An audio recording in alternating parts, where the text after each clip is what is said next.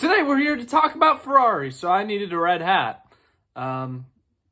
This hat is I got this when I was 10 years old, so it doesn't really fit it. If I try to make it fit, it cuts off the circulation to my brain.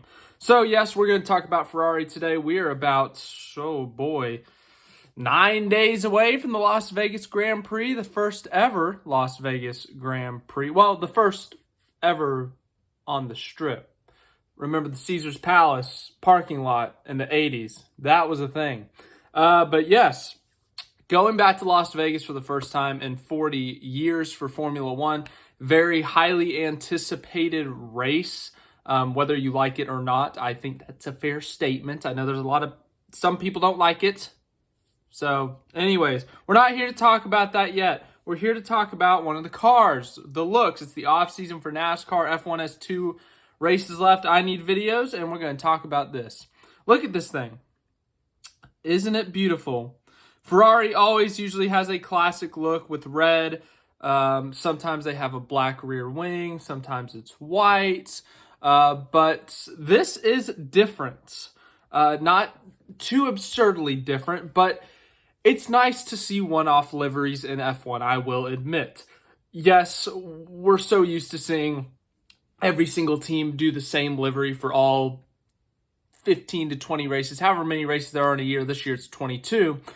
But it is nice to see something different every once in a while. Red Bull's done something different for the U.S. races this year. Miami, they did kind of on the side pods like a Miami theme, the Vice colors. For the Austin race, they did stars and stripes on the side of the car. In Vegas, I think they're doing some type of casino theme, dice and cards and all that. But Ferrari, I didn't know that they were planning to do a one-off livery, and it looks great. Their car this year honestly looks great. I personally love the red car with the black rear wing, the black front wing. I love that look, but the white is also a great look. Ferrari really doesn't have to try that hard to make different liveries because whatever they do, it's going to be classic. The scarlet red is always going to look good on a Formula One car with the Ferrari logo.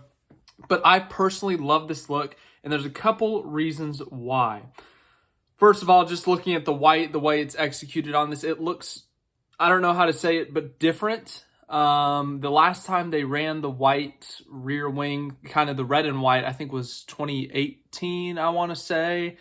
And it looked good, don't get me wrong, but this just feels different. I don't know how to explain it, but the white looks different on the rear wing and on the kind of back of the car over the numbers and stuff. But it looks really nice. It looks clean. I guess that's the way people say it. It looks clean. But it's a really nice looking car. And I also like that they were able to get the sponsors to kind of go with the theme of the car. This is a throwback to the 70s, essentially. When I saw that, when it was first said that it was kind of a throwback, in a sense, to the 70s Ferrari, my first thought was the car that Niki Lauda drove with the big kind of top. It goes really tall. I don't know what part of the car that is, but in reality, I think it's more like this. I don't know which year this is. I think Wikipedia says it's like the 312T or something. But yeah, it looks more like that. But either way, it's a great livery. It's a great looking car. And as I said, that the sponsors were able to get on board and kind of match the colors. Thankfully, it's not too much of a distraction on their normal car. The Shell logo has yellow. That's not too much of a distraction. But like a couple of years ago in 2021, I want to say, Ferrari had the Mission Winnow logo on the back of the car. And it was lime green. I'm sorry, but lime green and red don't go together. And when it's a Ferrari Formula One car, that is about the worst thing you can do. Thankfully, they changed it to black. But yes, the fact is, the shell yellow looks fine on the car. We're getting way off topic here, but this car looks great. I want you to let me know what you think of this car, what you think of the livery. And as I said, it's great to see a throwback. It's great to see a one-off livery. As I was saying earlier, I think it's good to have a car that we can identify to run the majority of the races of the year because we want to be able to identify which cars are on the track and who is who, which team is which, that kind of thing. But it is nice to see a one-off livery every once in a while, whether it's, Red Bull doing a US themed car, whether it's Ferrari doing this type of throwback. And they've done some types of throwback.